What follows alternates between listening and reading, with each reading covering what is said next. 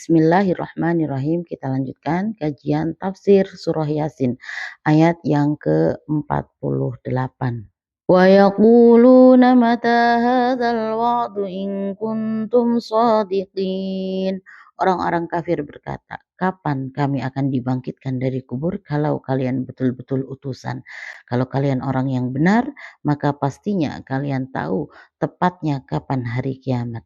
Lalu Allah menjawab, ma yanzuruna illa sayhatan wahidatan ta'khudhuhum wa hum yakhisimun. Sebentar sekali datangnya kebangkitan itu, prosesnya tidak lama. Hanya butuh satu tiupan dari malaikat Israfil yang diperintahkan oleh Allah. Ya.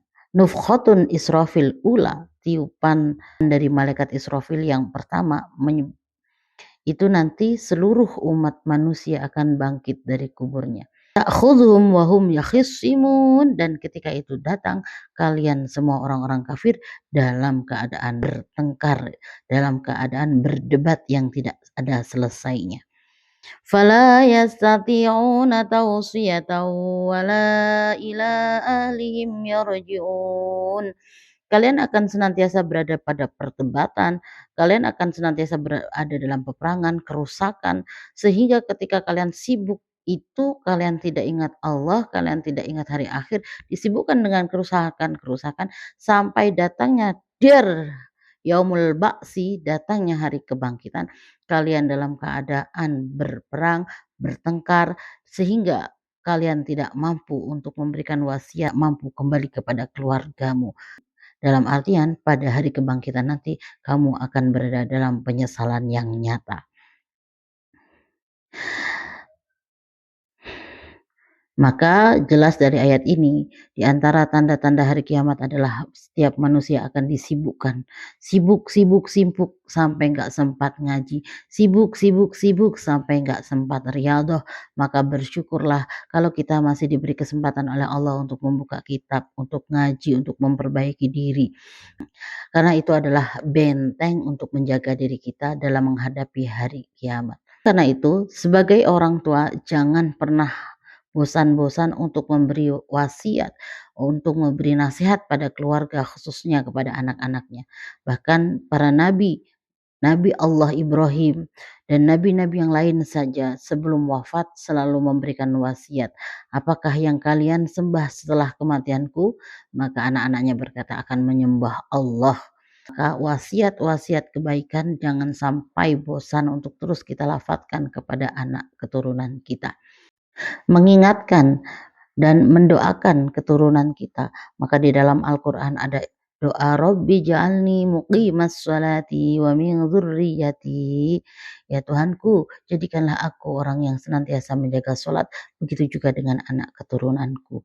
Nah, begitulah teman-teman yang perlu dan penting untuk kita sadari bahwasanya memberi nasihat kepada anak itu adalah kewajiban kita. Ya, entah didengar entah tidak, kita sebagai orang tua kewajiban memberikan wasiat, menasihati kebaikan dan berkewajiban mendoakan kebaikan, karena para nabi saja tetap mendoakan anak-anaknya. Dan nanti datangnya hari kiamat digambarkan di dalam ayat ini adalah kalian semua dalam keadaan sibuk. Kalau digambarkan di dalam tafsir Jalalainnya, fil aswaq, ada yang sibuk di pasar, ya, ada yang sibuk dengan pekerjaannya, wa azghalihim bal yamutuna fiha, dan kesibukan-kesibukan lain dan kita mati dalam keadaan kesibukan itu. Nauzubillah min dzalik. Oleh karena itu, tanamkan dalam hati kita, ngaji itu prioritas, ibadah itu prioritas. Jangan nunggu waktu luang, tapi luangkan waktu untuk mengaji.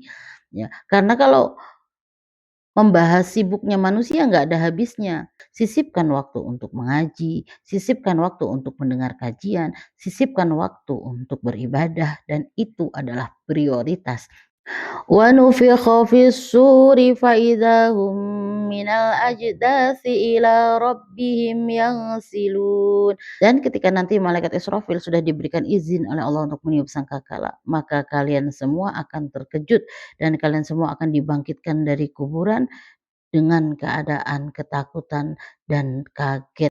Dan kalian akan bangun dari kuburan dengan cepat-cepat menuju Tuhan. Sambil kebingungan, sambil kaget kalian dibangkitkan dari kuburan kalian masing-masing, dan bingung sambil kaget orang-orang kafir ini akan dibangkitkan dari kuburan-kuburannya dan berkata, qalu ya wailana man ba'atsana min marqadina hadza ma wa'ada ar-rahman wa sadaqal mursalun.